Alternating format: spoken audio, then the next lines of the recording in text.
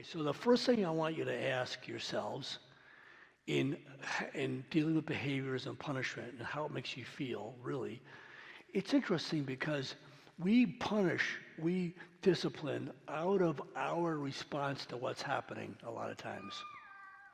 So how do you relate and react to your child? Now remember now, they're very simple-minded. This age acts purely out of curiosity, emotion. See the behavior for what it is, not their action. All right, does that make sense? Punishment for consequences when the child chooses to act inappropriate. Now, so there's a big difference. In our busy world, when the kids make a mistake, depending on how we relate to that, that's how we give our punishment. But remember, they're only children and they don't know any better. And you got to recognize that it's all in the learning curve. So if our reaction is bigger than it should be, given the situation, then it's our issue. And I've had to help a lot of people with that. And then what happens is that then been thrown on them, and then they feel even worse because they don't understand the reaction and they did something terrible. I'm a bad person. You understand? So it's almost like if you don't know what to do yet, says, you know what, that was not a good choice. We'll have to decide what we want to do. Then don't do something at that moment. Just decide. But don't wait too long because they're just going to be in terror waiting to see what happens, you know. The most important thing to do is, well, this is when they get a little older, but don't do the wait till your father gets home thing or the mother, right? Because you talk to them out of that moment, so you need to learn to deal with it. If it's hard for you to deal with it, then learn how to deal with it. Okay, and punishment to be directed towards the act, not the person. And typically, it's because they are always good enough because God made them that way.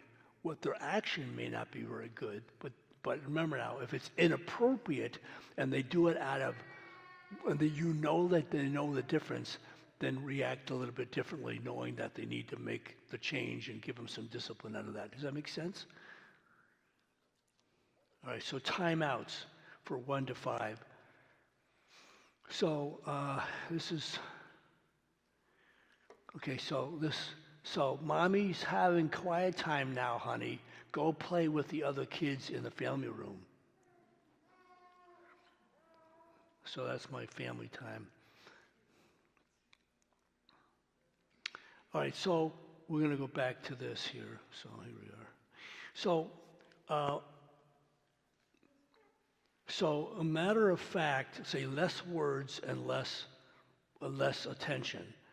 So in timeouts, it's interesting. I had a 10-year-old one time that came to me, and I think it was the grandmother that was caring for him because mom either was too busy or she lost custody. I don't remember which. But when the grandma said he can't do anything right, like he would always do something wrong. And the problem is he got very little attention, so he got more attention out of what he did wrong to get consequences than he did out of getting something right. And that's what he focused on. So I said to him, does he come home from school? Yeah, well then that's right, isn't it? Does he brush his teeth at night? Yeah, he does. Well then praise him for that. Start small. So you have to start somewhere. So for little kids from 1 to 5, it's awesome times out of sight, out of mind. So if they're disciplined over something and they wouldn't give something up, then give them attention to something else. Because oftentimes, especially 1, 2, and 3, their detention span is so small that don't stay focused on having a problem with one thing. Just divert it to something else if you don't want them to do that with them. Or just take it away, no, you cannot have that. And then show them something else. Does that make sense? Otherwise, it's not worth it because it's just a lot of time. They're using up a lot of time and energy for something that they don't understand anyway. They just want what they want. But they can't have that. So you just take that away and then give them something else. Right? That'll just make it a lot easier. So you need to also, and this is true really more for the timer part. as they get a little older, like 4 and 5, and then 6 to 12, it's always good to have a timer. Like now, especially in the earlier ages, they don't understand time. Time is nebulous. I mean, and so we have to recognize when, especially when they get older, 6 to 12, and they have some of an understanding, but a little bit younger, when the timer goes off, it's time to go to bed. So if you say, well, you have 5 more minutes to play, like, what's 5 minutes? So some people use it like you have, let's just say your kid watches a show, you know, whatever it is, like a little cartoon or my one son watches Bippy or Blimpy or something like that. What is it? Blimpy? He says, I want to see Blimpy. He's only 3 years old. So, but he has to go to bed. So the Blimpy thing is only like 10 minutes long, but it's short, but it's a lifetime for them.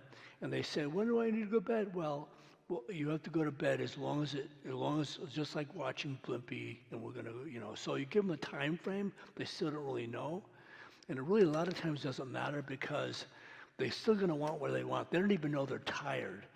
I mean, they just want to stay up even if they're exhausted, right? So you just got to do the boundary for them, and if they're crying about it and don't want to go to bed, now granted, you just need to go upstairs and spend a little time with them in the reading and getting them sleepy, because, and they do say that TV, the flashing of TV and the brightness of the TV will actually activate the brain more. So you need at least a half an hour to an hour before they go to bed to calm the brain down. Otherwise, it actually activates it even more. And that's why reading to them is always helpful. Again, first, be firm, say what you mean right away, calm. The more emotion equals the more chaos and confusion. So the more hysterical you become with them, the more afraid they become, and they don't understand what's happening. Consistent. Both parents did me on the same page. So, especially when our kids were older and they started wanting to do more things, I would talk to my wife a lot about, like this is age 6 to 12, but even earlier, I would be on the same page in how we discipline, when they go to bed, you know, if I'm doing something at night or something, what kind of snack they can have. So we're always on the same page. It doesn't matter who's there. Otherwise, it just doesn't work well. And then one parent comes home and gets upset because why'd you let him do that, you know, or whatever. So, age 6 to 12, how do you relate or react to your child? Again, the same thing again. How you relate and react to your child, oftentimes, especially in a negative way, has everything to do with what they trigger in you. So why are you at the age you're at, and they're like 3 or 6 or 8? And you're reacting that way? It doesn't make sense. You're older than that. Why are you bringing down? Why are they reacting and you're reacting to that, bringing yourself down to their level? That means you've got issues that you need to resolve. Does that make sense? And I want to try to do that before we get done, show you how to do that. Okay, be consistent with your boundaries and limits we talked about before. So the better the relationship, the easier you'll be able to set limits and boundaries. They still won't like it, but they know you love them. So it won't always be okay, but it'll be at least the fact that they know you're consistent, they know what you're going to say, and they'll go along with it because you fill it up with that love. All right? So, and then age 6 to 12, do not, of course, tease, taunt. My older son would always tease my younger son just because they do that, all right? So, and I would automatically step in to stop it. Don't let that stuff go on, because little kids will believe what they hear, especially even from their older siblings, because they don't know any better, so they think they know better. So you need to stop it and say, that's not true, stop that. And then discipline the older one if they don't stop, all right? Now, it's interesting, if you have a number of kids at home, it's many times the case that the older one will give the younger ones a hard time because they're jealous of the time that the other ones get and they don't get. So the more kids you have, the more you're going to have to balance out that. It's hard, but because if they feel loved and they're all part of it, like you involve them with caring for the other kids, not like taking over, but more involvement in helping them do things and working as a family. And so there's more of a family time rather than only one person time. They still want to do that to some degree, but unfortunately, if you have the more kids you have, even 3, 4 kids, okay, what happens is the one that gets the least amount of attention can get the most angry because they don't feel like they have it, but they may not understand, especially if there's not a family time together. It's tricky, right? But you can do it. Like I said, no, don't say wait till your father gets home because they're just in turmoil. My mom did that with me, and for the little bit of time or whatever it was, I thought it was forever, that I had to wait for my dad. It was like torment, and I didn't like it at all. My dad would come home, and then he'd give me a hard time. He did use the belt twice. I'm thinking to myself afterwards, like, why'd you do that? Like, you don't even know what's going on. It's like, talk to your wife, My mom should have dealt with it there than have him, because they don't understand. And I know my dad felt, so what I did is I would cry automatically. He felt guilty, so he wouldn't do anything. I just learned what to do. So, because he doesn't understand what's happening, it's really kind of unfair to put a person in that situation, right? So, and the kids will learn. And my dad, they weren't mean people at all. They were good parents. But there were the circumstances. My mom, there was 3 of us. My mom couldn't handle it all. And I was the best. I was the good kid. I was the normal one. Remember? Okay. So, another thing for parents, I strongly recommend if you have issues that you too need to deal with, don't wait till nighttime, especially if there's a loudness going on, well, you can wait till nighttime, but it's got to be in a separate part of the room. But if there's yelling and there's anger, don't do that at nighttime, because if they hear it, the bedtime, the bed should be the most comfortable, caring, comfortable place to be, right? Where you feel secure. But if your parents are yelling or arguing, that is the worst time, because it ruins the comfort feeling. And kids feel even more helpless because they can't see what's going on. So their minds go crazy, and they think like, who's going to take care of me? What if my parents divorce? What if somebody dies? They just go on and on with this. And I see a lot of people with having those kind of events in their life with what they heard their parents do. Now, if you're going to have a discussion somewhere in another part of the house, that's fine. But just, you got to be careful what you're doing. Does that make sense? So, and on one level, I want parents to have discussions in front of the kids, or concerns about something, or like disagreements. But I also want them to see how you handle it, how you resolve it. That's called learning curve, because that's how they learn how to resolve conflict, right? So I have people that when I saw that, like, they never saw the parents argue at all. And guess what? They don't know how to deal with conflict. And then I saw other people on the other opposite, but all the parents did was argue and yell and fight. And the person I'm seeing has got an anxiety disorder, and they don't know how to resolve either. So use your head with that in terms of a learning curve, right? And try to help each other. This is hard to do when you're in the midst of something. Help the other person recognize, can we talk about this later? But when I'm really angry, I don't want to. Well, you're going to have to. Does that make sense? So let's go to 13 to 17. How do you relate and react to these teens? Okay, so remember now, at this age, kids have more, they use their mind more, they use their voice more, and they want to do their own, they created their own world. And so with this age group, it's more about the external influence and you have less control over what's going on. And a lot of times parents start arguing more and they get more angry because they're losing control. They feel like, I'm losing this person. And you know what? If you feel that way, say that. Talk to them about that. It says, I don't always know what to do, and I'm afraid I don't want to lose you. And I care about you. Find out why they're angry, what's going on. Because they're older, so appeal a little bit more to their logic if you can. And to identify the emotion, talk that out. Say, honey, you changed something. Something's going on. You're not the same. Or you're different than what you were. What's going on? And remember, use the same rule. If they won't talk to you, I'm not talking to you, then say, just a moment. Go out, get your pillow, come back in, sit down against their door in their room and say, what are you doing? Well, I'm not leaving until you talk to me, even if I have to stay here all night. And you may have to, because I'm just going to go to bed then. And so okay, well, I'll see you in the morning. They're going to hate it. Okay, they don't want you in their room. That's their space. So eventually they'll do something with it. And then you talk to them about it, and then it'll get better because they realize you really do care.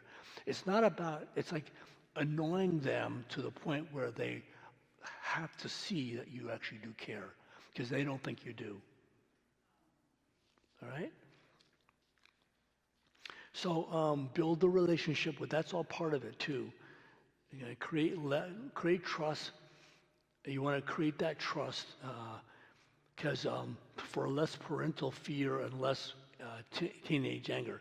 So as you build the relationship, what happens is it creates more trust, and then because a lot of parents unknowingly have this fear that I'm losing my child, so I need to clamp down harder. Well, that fear is out of you having less relationship, but that only builds more anger. And that can start pretty early. And then you have a hard time getting out of that. So teenagers do what they know. It's a learned behavior, like through respect, love, and being kind. So if they're not being loving, respecting, or kind, kind of look around at yourself, or what have they learned? Did they learn that from you not being kind? Do they need to learn how to be different? Then acknowledge that. You say, I've had parents that go up to the kids and say, I realized I didn't do a good job and I need to change that. What do you think I need to do to be different? Should I talk? Should I talk more? It's almost like act kind of ignorant, like you're trying to help them. Now, they're not the be-all and end-all, but it's almost like being honest with them. And you could do this even earlier if they're 10, all right? So if they have an attitude, as I said before, if they have an attitude, find out what the issue is that creates the attitude rather than disciplining them. So find the cause of the attitude with less discipline. And if you get triggered, if your spouse, if you see your spouse having more emotion than the situation calls for, then give each other permission to bring that up privately. And then find out what's going on. Well, they really aggravate me. Well, we'll find out why, okay? Okay, I need to go on because I want to finish this up. So let's do the creating a relationship to improve communication. We've already talked about this. I won't belabor it. Maximize your time together to minimize your time apart. Family meals, we talked about that. A fun night. Vacations, family meetings, powwows. Then go to deal with family difficulties in a positive manner. After difficulty is over and the stress level is down, then talk about it. So if there's a lot of stress, later talk about it. It's like you're debriefing, like that's the powwow. That's what you're going to do with that. So they realize that you can resolve things rather than holding it onto it. Be the role model, all right? So be an encourager, not an oppressor. If it's a family mishap or sibling conflict, be careful of inappropriate reaction by parents. Just talk about it, talk it out. Allow feelings to be shared freely. Parents' job is to teach children how to express healthy emotions. Children are sponges, I mentioned that. Parents are role model all the time. Allow others to share their feelings. Now, for little kids, okay, so this is a cool one. A great way to help kids learn how to feel is because under 5 or 6, they really don't. You're helping them with their feelings. Get a piece of paper and on them, or several pieces of paper, make a round like a face, and make 3 of them. You can start with that. So one is a couple eyes and a nose and a happy face, and then a sad face, and an angry face, like a pumpkin, has the mouth. And so what you want to do is you would ask the child when they have an attitude, what face do they have? Because they don't really understand that emotion or the words yet. So I have an angry face. Then talk about why do you have an angry face. As they get older, you want to introduce more. You can look online and Google. I've got one. I don't know if it's online or not, but in my book, in the book, When Feelings Don't Come Easy, in the back I have a face sheet that somebody created for me. And it's got all kinds of faces and the words and what it is. So you would ask them to pick out the face or just talk about it. And that's what you could do during the high-low game. But begin to talk about it more, even at nighttime especially. Like, I know, honey, it was a rough day today and difficulty went on. Don't belabor the conflict that you have with them. Let them know that you resolve. Be the role model that you can resolve it first, that you could talk about it with them, because they'll always think that there's something wrong with them if you do. So talk about what the feeling was. What was it like today for your feelings? And if they're quiet, just say, I felt kind of disappointed. Well, that's not always the best word. I felt sad that we had to go through this. And I love you so much. And tomorrow's another day. He says, what was it like for you to go through this day? And if they don't know and they're quiet, like and they're younger, say, was it sad? Yeah. Did you feel hurt or disappointed? Yeah. It was like help them take an appropriate emotion and put it with the event, all right? Because you're actually role modeling the emotion, and that helps them. And it'll be later on, you won't have to push it so much because they'll know what the feeling is, and they see that you're open and talk about feelings. Like there's no condemnation, which is a lot of times we don't get that. We didn't get that growing up. I didn't.